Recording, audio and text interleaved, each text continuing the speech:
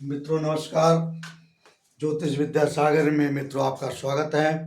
आज मैं आपको बताऊंगा कि व्यक्ति अपना पहला वेतन उसको कब प्राप्त होता है। जीवन भर की पढ़ाई लिखाई, जीवन भर की माता पिता की तपस्या, आपके उम्मीद, जीवन भर के सपने किस दिन पूर्ण होते हैं, व्यक्ति को पहला वेतन कब मिलता है। 4-5 सूत्र हैं। आज मैं आपको सूत्र के बारे में बताऊंगा। सूत्र को आप नोट कर लेना। एक कुंडली मैंने लगाया है, इसी कुंडली में आपको हम कल दूसरी वीडियो में लगाकर दिखाएंगे। दोनों काम अगर एक साथ करेंगे तो वीडियो बड़ी हो जाएगी। ये पहले आप देख लीजिए, ये मिथुन लगन की कुंडली है। इनका जन्म 13/7/1972 को हुआ था। टाइम 11 बजे, गाजियाबाद में इनका जन्म हुआ था। इनको पहला वेतन कब मिला, इसी की चर्चा हम इस वीडियो में आपसे करेंगे। वीडियो को लाइक और सब्सक्राइब जरूर करना।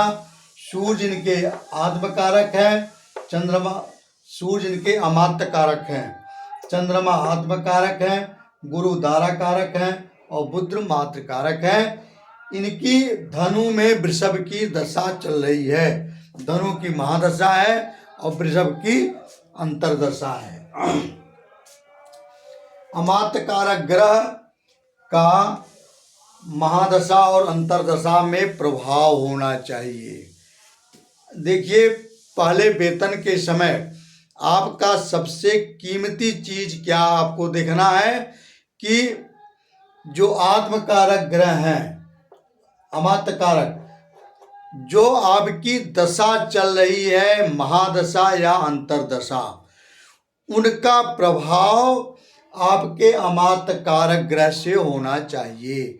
जौन सी दशा चल रही, जैसे मान लीजिए धनु की दशा चल रही है, धनु की महादशा में वृषभ की अंतरदशा है, तो धनु कहाँ बैठे हुए हैं? धनु कुंडली के चौथे भाग में बैठे हैं, अर्थात चौथा भाव सुख का होता है।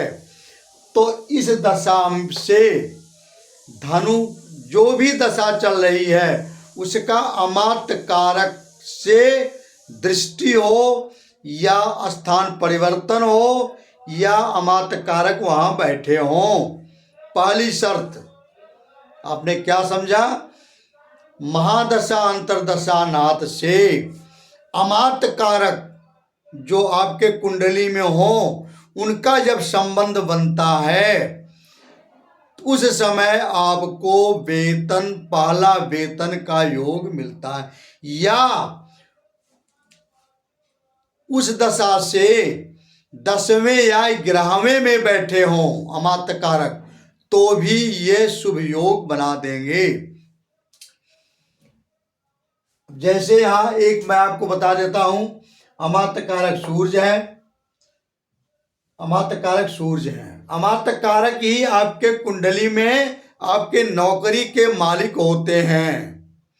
अमात्य कारक अगर 6 और 12 में बैठे हुए हैं तो मित्रों आपको गवर्नमेंट जॉब मिलने में बड़ी कठिनाई आएगी।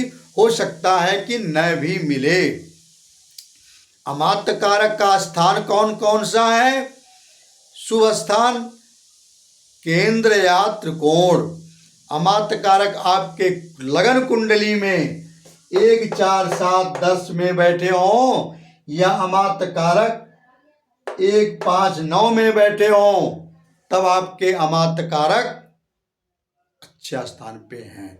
दूसरी चीज, आत्मकारक से भी केंद्र में होना चाहिए अमात्य कारक को। आत्मकारक से भी अमात्य कारक को केंद्र में होना चाहिए। यह मैं आपको कुंडली में समझाऊंगा। अगर नहीं है, अगर मान लीजिए 2-11 का संबंध है, अमात्य कारक और आत्मकारक का 2 और 11 का संबंध है, तो भी ये अच्छा है।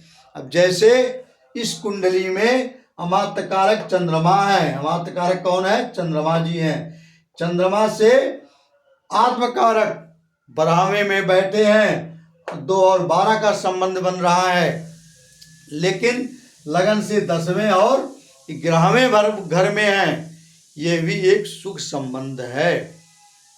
11वें में कोई भी ग्रह आपका रहेगा तो वो आपको लाभ ही देता है। 11वां घर लाभ का होता है, बशर्ते वो पीड़ित नहीं होना चाहिए। दूसरा सूत्र, अच्छा ये सूत्र देखिए, इसमें अमात्य धनु की महादशा चल रही है, मैंने लिख दिया धनु की महादशा है और वृषभ की अंतरदशा है। धनु की महादशा है, धनु के मालिक कौन है? गुरु जी हैं।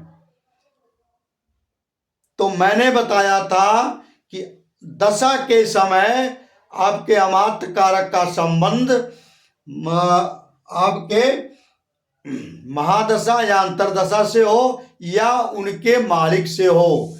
अब यहाँ देखिए सूर्य का संबंध, सूर्य की दृष्टि, सूर्य यहाँ 10वें भाव में दुस्वभाव राशि मिथुन में बैठे हुए हैं। सूर्य यहाँ महादशानाथ गुरु को भी देख रहे हैं और महादशा, जिसकी महादशा चल रही है धनु को, उनकी भी दृष्टि इन पे है। क्यों है? सूर्य की दृष्टि, आत्मकारक ग्रह की दृष्टि इस एक धनु पर क्यों है आप बताइए? इसलिए है कि दुस्वभाव राशि को देखती है, ये नियम है। चरदशा जैमिनी पद्धति में चरदशा जो है वो स्थिर दशा को देखेगी और स्थिर दशा चरदशा को देखेगी, और चरदशा अगली अपनी स्थिर दशा को नहीं देखती, स्थिर दशा पिछली अपनी स्थिर दशा को नहीं देखती। दुस्वभाव राशि को देखते हैं। तो यहाँ आत्मकारक जहाँ अमात्य कारक जहाँ बैठे हुए हैं वो मिथुन है, दुस्वभाव राशि है, और महादशा जिनकी चल रही है धनु है, ये धनु भी दुस्वभाव राशि होती है। तो दुस्वभाव राशि में बैठे ग्रह एक दूसरे को पर दृष्टि डालते हैं। इस प्रकार सूर्य की दृष्टि, अमात्य कारक की दृष्टि आपके महादशा नाथ पर पड़ी। एक सूत्र आपका कंप्लीट हो गया। कौन सा सूत्र? कि महादशा या अंतरदशा नाथ जब अंतरदशा नाथ पर जब अमात्य कारक की दृष्टि पड़ती है, जिस समय संबंध बनता है, उस समय हमारा पहला वेतन मिलता है, जीवन भर की तपस्या पूर्ण होती है। आप सोचो कि वो दिन कैसा होगा जब आप अपना पहला वेतन अपने माता पिता को, अपने पत्नी को, अपने बच्चों को ला करके दोगे और उनसे आपको आशीर्वचन मिलेगा, आशीर्वाद मिलेगा। तो वो दिन कितना सुहावना होता है, कितना सुखद होता है। जो वेतन पाता है वही समझता है। तो मित्रों, दूसरा सूत्र भी मैं आपको बता देता हूँ। सूत्र तो मैं इस कुंडली में आपको सारा बता दूंगा, लेकिन कुंडली लगाऊंगा अगली वीडियो में। दूसरा सूत्र है कि आत्मकारक, अमात्य कारक, पुत्र कारक, दारा कारक, पंचमेश, ये हमेशा शुभ ग्रह होना चाहिए। जैसे जो आत्मकारक हैं आपके कुंडली में नौकरी कब मिलेगी और नौकरी मिलेगी भी या नहीं मिलेगी, पहला वेतन कब मिलेगा, जैसे आत्मकारक, अमात्य कारक और दारा कारक, भ्रातृकारक, पुत्र कारक, ये सब शुभ योग में होने चाहिए। महादशा अंतरदशा के समय देखिए इसमें महादशा अंतर्दशा जरूर आती है।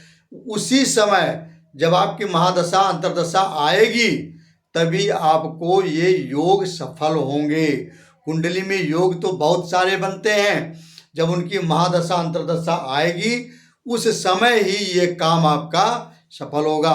आपके कुंडली में आत्मकारक, अमात्रकारक, भातृकारक, मातृकारक और पुत्रकारक ये 5 ग्रह और क्या पंचमेश, पंचमेश कौन है? ये पंचमेश ये शुभ योगों में होने चाहिए।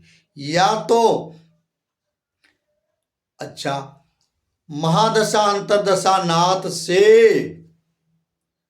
इन 5-6 योगों का कम से कम 2 योगों का संबंध बनना चाहिए, तभी ये शुभ दिन आएंगे। मान लीजिए महादशानाथ गुरु हैं, अंतर्दशानाथ वृषभ हैं, तो इनसे आत्मकारक, अमात्यकारक, भ्रातृकारक, मातृकारक और पुत्रकारक तथा पंचमेश इनमें से कम 2 कारकों का संबंध आपके महादशा अंतर्दशा नाथ से होना चाहिए। या महादशा नाथ, जैसे महादशा नाथ चतुर्थ में बैठे हैं तो इनसे 11वें भाव में, 10वें या 11वें भाव में इनकी उपस्थिति होना चाहिए। मित्रों इस वीडियो में इतना ही, और अगली वीडियो में हम आपको और 6 सूत्र हैं जो आपको हम कंठस्थ कराएंगे और कुंडली में लगा करके बताएंगे। मित्रों नमस्कार, धन्यवाद, आपका शुभ दिन शुभ हो।